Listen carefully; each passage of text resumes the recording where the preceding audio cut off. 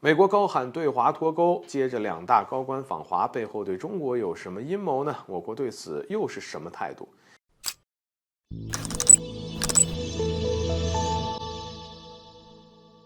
大家好，欢迎来到赵太阳观察室。开门见山，美国近期又在高喊着对华脱钩了。那么，根据俄卫星通讯社的消息表示，美国参议院收到了一项有关终止与中国正常贸易关系的法案。这个法案指出，此举是为了减少美国对中国经济的依赖，保护美国工人阶级的利益。而同时建议美国政府取消对中国贸易的正常地位，言外之意就是要对中国搞歧视政策，走单边主义，不要与中国进行公平竞争，特别是要注重对中国商品的关税审查，并予以提高。其实说了这么多呢，就是因为在美国政客的眼里中国的快速发展和崛起呢是绝对不允许的，也是绝对不符合美国利益的。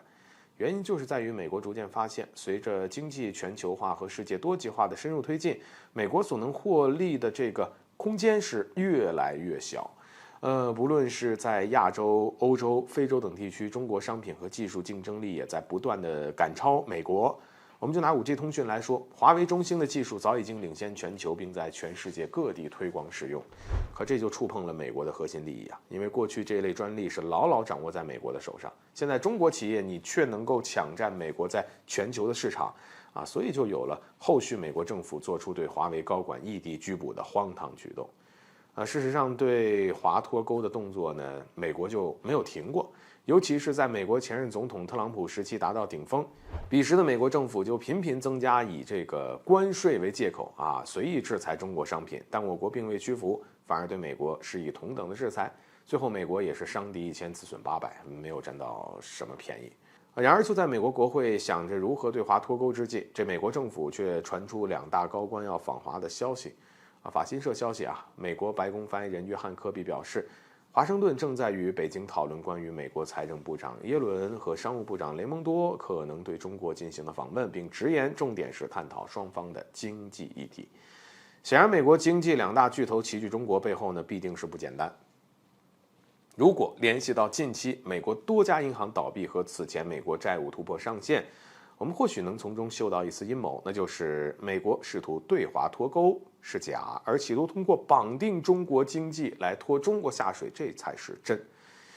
毕竟美元加息难以为继中国又不断的推进去美元化，内外因素之下，美国的金融霸权崩溃呢就是迟早的事儿。但如果能够深化与中国的经济联系，就能够继续向中国输出美元，减缓自身经济衰落的进程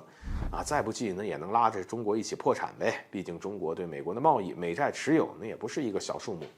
但要是我们说呢，中国可不会再给美国任何机会了，因为历史与事实已经证明，与美国合作呢就是与虎谋皮当前中美关系日渐紧张，我国不仅要解决台湾问题，而且要推翻美国的霸权，构建国际新秩序，这都与美国的核心利益相悖，注定双方道不同，不相为谋。此前，我国王毅主任在慕尼黑会议上就直言，美国连巧取都没有，只剩下豪夺了，一言道出了我国彻底看清了美国的真面目。所以我想接下来我们的做法就是你来我欢迎，但要想借机从中国牟利，那绝不可能。